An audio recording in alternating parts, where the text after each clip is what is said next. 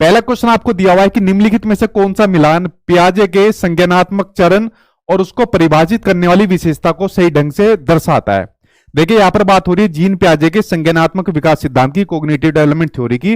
तो जीन पियाजे ने संज्ञानात्मक विकास के अंदर कितने चरण बताए थे? 4 स्टेप यानी 4 चरण बताए थे। कौन कौन से थे? एक था आपका सेंसरी मोटर स्टेज, एक था प्री ऑपरेशनल स्टेज, एक था कॉन्क्रीट और एक था आपकी फॉर्मल ऑपरेशनल स्टेज। तो चारों स्टेज यहां पर जीन पियाजे की दी हुई है और आपको बताना है इनमें से सही कौन सी है, किस स्टेज के अंदर कौन सी अवस्था होती है, उसकी विशेषता है वो आपको बतानी है। चलो देखते हैं भाई किसके अंदर होती है। पहली देखते हैं प्री ऑपरेशनल स्टेज। तो प्री ऑपरेशनल स्टेज का आपको पता है ये होती है 2 साल से लेकर 7 साल तक के जब बच्चा होता है, ठीक। तो इसमें दिया हुआ है एनिमिज, बिल्कुल सही। प्री ऑपरेशनल स्टेज के अंदर ही होता है एनिमिज, जिसको कहा जाता है हिंदी के अंदर जीववाद। मैंने इसको बताया हुआ है आपको कि जीववाद क्या होता है, जब बच्चा सजीव और निर्जीव चीजों में अंतर नहीं कर पाता, लिविंग और नॉन लिविंग थिंग्स के बीच में डिफरेंस नहीं कर पाता। जैसे अब एक बच्चा खेल रहा है या चल रहा है और चलते चलते जमीन पर गिर गया और रोना शुरू कर देता है, ठीक।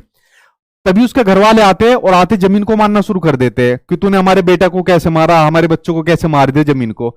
तो बच्चा चुप हो जाता है या खुश होता है, क्यों और मारो इसको, क्योंकि बच्चों को पता ही नहीं है कि जो जमीन है वो निर्जीव है। तो बच्चे को लिविंग और नॉन लिविंग के अंदर उसको डिफरेंस करना नहीं आता। तो यही होता है आपका जीववाद, जब सजीव और निर्जीव चीजों में बच्चा अंतर नहीं कर पाता। तो ये आपका प्री ऑपरेशनल स्टेज के अंदर होता है। आंसर आपका फर्स्ट सही हो जाएगा, ठीक है। जैसे मैं किसी का आंसर थोड़ा जल्दी दे दिया करूं ना, तो आप लोग जल्दी से ऑप्शन पढ़ लिया करो, आपको सहूलियत हो जाएगी, क्योंकि मैं चीजें डिटेल में समझाता हूं, ठीक। दूसरा देखते हैं सेंसरी मोटर स्टेज, जो होती है आपकी जन्म से लेके, जिसमें बच्चा 2 साल तक का होता है, जन्म से लेकर 2 साल तक का। इसमें दिया हुआ है सिंबलिक थॉट, यानी जो प्रतीकात्मक सोच है। देखिए जो प्रतीकात्मक सोच आती है बच्चे के अंदर, वो सेंसरी मोटर स्टेज के अंदर नहीं आती है, वो प्री ऑपरेशनल स्टेज के अंदर आती है। सिंबलिक थॉट कैसे होती है? देखिए 2 साल से लेकर 7 साल तक का बच्चा चीजों के बारे में माइंड के अंदर बना लेता है, समझ बना लेता है। जैसे बच्चे ने को घोड़े के बारे में पता है कि भाई घोड़ा होता है, 4 टांगे होती है और आवाज निकालता है और घोड़े को चलाते भी है, ठीक।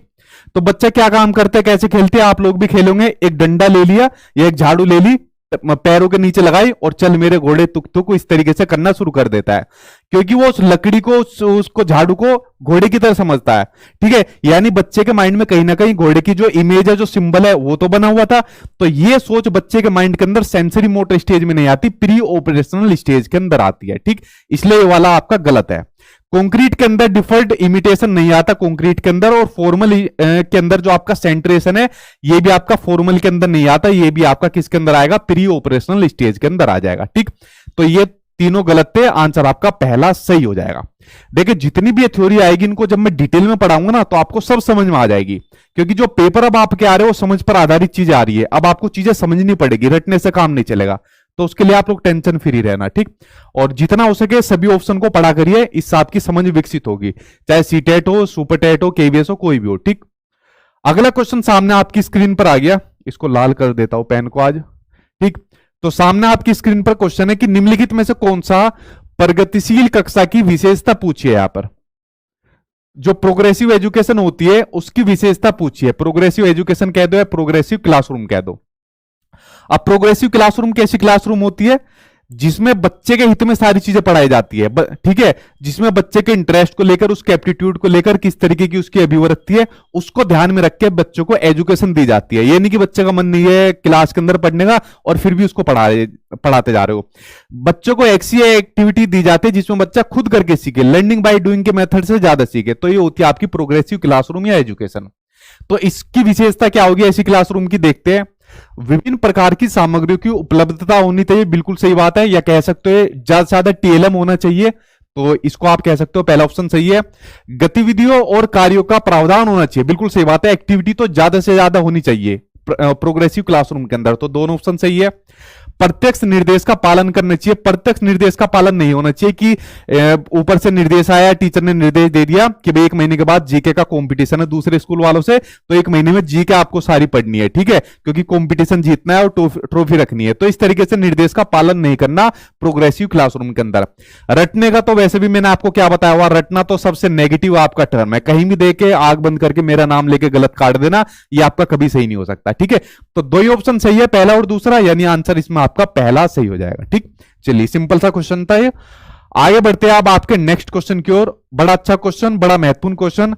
और लगभग आपके एग्जाम में पूछा ही पूछा जाता है। क्वेश्चन आपको दिया हुआ है सोशलाइजेशन यानी कि आपका समाजीकरण से। अब पहले देखिए समाजीकरण होता क्या है, सोशलाइजेशन होता क्या है। देखिए चाहे आप लोग हो जो वीडियो देख रहे हो, चाहे मैं हूं, चाहे दुनिया का कोई भी प्राणी हो, वो चीजें कहां से सीखता है, वो चीजें सीखता है अपने समाज से, अपनी सोसाइटी से। जैसे हमने सबसे पहले शुरुआत सीखने की कहां से करी थी, चाहे हमने चलना सीखा हो, खाना सीखा हो, अपना कल्चर सीखा हो, अपनी मदर टंग सीखी हो, कुछ भी सीखा हो, हमने सब चीज समाज से ही तो सीखी है। तो यही सोशलाइजेशन होता है। और आदमी कब तक सीखता है बताइए, आदमी मृत्यु तक सीखता है। जब तक आदमी की मृत्यु नहीं हो जाती, जब तक अपने समाज से कुछ ना कुछ सीखता रहता है। तो यानी सोशलाइजेशन का एक ऐसा प्रोसेस होता है जो हमेशा कंटिन्यूअसली चलता रहता है, कभी भी बंद नहीं होता। ठीक, तो सोशलाइजेशन को आप समझे। अब देखिए बच्चा जब सबसे पहली चीज सीखता है तो बच्चा कहां से सीखता है, बच्चा सबसे पहले सीखता है अपने परिवार से। सबसे पहले सीखता है अपने परिवार यानी अपनी फैमिली से। इसलिए सोशलाइजेशन की जो फर्स्ट एजेंसी कही गई है, प्राइमरी एजेंसी कही गई है, ठीक है, उसको कहा गया है परिवार। जैसे परिवार से अपना क्या सीखता है, मदर टंग सीखता है, मातृभाषा सीखता है। आप लोगों ने सीखी, मैंने सीखी, ठीक है। तो सबसे पहले जितनी भी चीज बच्चा सीखेगा वो अपनी फैमिली, अपने परिवार से सीखेगा। परिवार के बाद दूसरी जो एजेंसी होती है, दूसरा उसके बाद बच्चा कहां से सीखता है, स्कूल से सीखता है। ठीक, स्कूल से सीखता है या फिर मीडिया से सीखता है। जैसे आजकल बच्चा फोन बहुत चलाता है, लैपटॉप वगैरह चलाते हैं, तो वहां से बच्चा सीखते हैं। ये सभी सोशलाइजेशन की एजेंसी है। इसको आप फर्स्ट एजेंसी मान लो, इनको आप सेकंड एजेंसी मान लो। ठीक, तो सोशलाइजेशन के बारे में आप समझ गए कि हमेशा चलने वाला एक प्रोसेस होता है जिसमें बच्चा अपने समाज से कुछ ना कुछ चीजें सीखता है। अब देखते हो ऑप्शन को। अब ऑप्शन तो कुछ बचा ही नहीं होगा, जितना समझाने वाली चीजें सब मैंने बता दी। समाज के रीति रिवाजों को पारित करने की एक सरल प्रक्रिया नहीं है, जटिल प्रक्रिया है जो प्रत्यक्ष और अप्रत्यक्ष दोनों रूप से होती है। बिल्कुल सही बात है, एक कॉम्प्लेक्स प्रोसेस है जो आपकी प्रत्यक्ष रूप से भी होती है और अप्रत्यक्ष रूप से भी होती है। जैसे मान लीजिए आपको सोसाइटी से कुछ चीज सीखनी है। अब मान लो आपको जब सीडीपी सीख रहे हो तो आसान जल्दी से सीख जाओगे, नहीं सीखोगे जल्दी से, आपको थोड़ा बहुत एफर्ट लगाना पड़ेगा। कोई चीज आप जल्दी भी सीख सकते हो, ठीक है। तो इसलिए इसको कॉम्प्लेक्स यानी एक जटिल प्रक्रिया माना गया है, जो कैसी होती है, प्रत्यक्ष भी होती है और अप्रत्यक्ष भी होती है।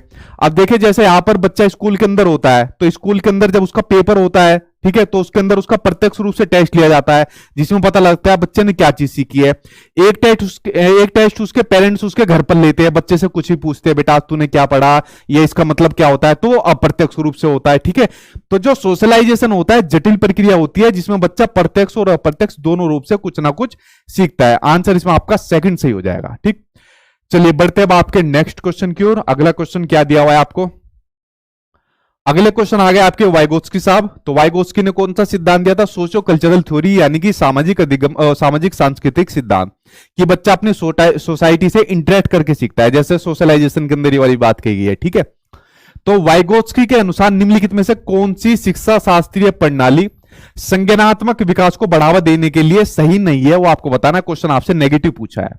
ठीक है, तो चलिए पढ़ते ऑप्शन को। गाइडेड एक्सचेंज, निर्देशित आदान प्रदान, बिल्कुल सही बात है। जब बच्चा अपने सोसाइटी से समाज से सीखेगा तो कुछ चीज देगा कुछ चीज लेगा, तो आदान प्रदान होगा। ठीक है, तो पहला तो सही है। व्यापक चर्चाएं भी आपस में होगी, जैसे हम लोग आपस में कर रहे हो, मतलब आप तो करते नहीं हो, चुप बैठे हुए ठीक है, ऑप्शन ही नहीं है, लेकिन वैसे तो करते हैं ना, मतलब फिजिकली फॉर्म में हम आपस में बातचीत। सहयोगात्मक अधिगम, इसके ऊपर लिखो वेरी वेरी इंपोर्टेंट, सबसे ज्यादा एग्जाम के अंदर आया हुआ है। सहयोगात्मक अधिगम होता है इसकी विशेषता। यहां पर देखिए क्वेश्चन, अभी मैंने आपको तीनों विशेषताएं बताई है। ठीक है, सहयोग से ही तो चीजें सीखते हैं। आप लोग किसके माध्यम से सीडीपी सीख रहे हो, मेरे माध्यम से। तो सहयोगात्मक अधिगम चल रहा है, तो मैं भी किसका पार्ट हूं, मैं भी समाज का पार्ट हूं। ठीक है, आप लोग चाहे मुझे टीचर के रूप में ले लीजिए, चाहे एक मीडिया के रूप में ले लीजिए। ठीक, तो सहयोगात्मक अधिगम भी इसकी क्या होती है, विशेषता होती है। दोहराव और स्मरण करना वे विशेषता नहीं होती है। और क्वेश्चन हमसे क्या पूछा है, इसके विकास को बढ़ावा देने के लिए सही नहीं है, तो आंसर नेगेटिव का आंसर नेगेटिव हो जाएगा आंसर आपका। ठीक है, आंसर फोर्थ सही हो जाएगा। चलिए बढ़ते हैं आपके नेक्स्ट ऑप्शन की ओर, नेक्स्ट क्वेश्चन की ओर। अच्छा, वाइगोत्स्की ने 3 चीजों को प्रमुख माना है, बताओ किन किन को प्रमुख माना है, कमेंट बॉक्स के अंदर आप लोग बताइए, फिर मैं आपका क्वेश्चन आंसर देखूंगा। अगला क्वेश्चन सामने आपकी स्क्रीन पर आ गया कि राष्ट्रीय शिक्षा नीति 2022-20 के अनुसार शिक्षा को किस पर बल देना चाहिए। देखिए नेशनल एजुकेशन पॉलिसी, अगर मैं बात करूं सीटेट वालों की, भर भर के क्वेश्चन आए, मतलब हर शिफ्ट के अंदर 2-2 क्वेश्चन यहां से पूछे गए थे। मैंने इसके ऊपर एक प्रॉपर वीडियो बनाई हुई है यूट्यूब के ऊपर, आप लोग जाकर सर्च मारकर देख सकते हो।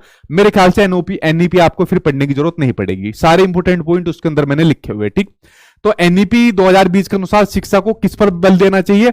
अगर आप लोग इसका ऑफिशियल फॉर्मेट के अकॉर्डिंग चीजें पढ़ोगे ना, बहुत लंबा पेज है यार, मतलब बोर हो जाओगे और कम से कम 2-3 दिन आपके वेस्ट हो जाएंगे। मैंने उसके अंदर से मेन कंटेंट छाट के रखा है, इसलिए कहा उस वीडियो को देख लेना जाके जरूर। तो देखिए एनईपी 2020 के अंदर जब आप लोग पढ़ोगे, चाहे डिटेल में पढ़ोगे, तो वहां पर वर्ड लिखा हुआ है कंसेप्चुअल अंडरस्टैंडिंग, कि अब बच्चों को हमें ऐसी समझ देनी है जो कंसेप्चुअल अंडरस्टैंडिंग हो। यानी बच्चा अगर कोई कंसेप्ट के बारे में पढ़ रहा है, मान लो फॉर एग्जांपल बच्चे को कंसेप्ट पढ़ा रहे हैं हम रेक्टेंगल का, तो खाली हमको इसको इतनी नॉलेज नहीं देनी, उसको रटाना नहीं है कि रेक्टेंगल होता है, आमने सामने की साइड इसकी इक्वल होती है, ठीक है, इस तरीके की इसकी शेप होती है, नथिंग, इसके अलावा कुछ नहीं, बस ये समझ नहीं देनी हमको। कंसेप्चुअल अंडरस्टैंडिंग देनी है, ज्यादा से ज्यादा चीजें इसके बारे में बतानी है, भाई इससे स्क्वायर कितने बन जाएंगे, इसकी प्रॉपर्टीज बताएंगे, इसके फॉर्मूले के बारे में बताएंगे। तो जितनी हो सके किसी कंसेप्ट के बारे में ज्यादा से ज्यादा बच्चों को समझ देनी है, और बच्चों को ज्यादा से ज्यादा चीजें समझानी है, और उसको बिल्कुल भी रटने पर बल नहीं देना, रोट लर्निंग पर बल किसी भी चीज के ऊपर बच्चों को नहीं देना, ये आपको बात ध्यान रखनी है। यही बात कंसेप्चुअल अंडरस्टैंडिंग के अंदर कही गई है, जो आपका एनईपी 2020 है, ठीक है। इस वर्ड को देख लेना, सीटेट के एग्जाम में इतनी बार पूछा गया है, आप लोग यकीन नहीं करोगे। कंसेप्चुअल अंडरस्टैंडिंग रटना मत, इसको समझ लेना, ठीक है। चलिए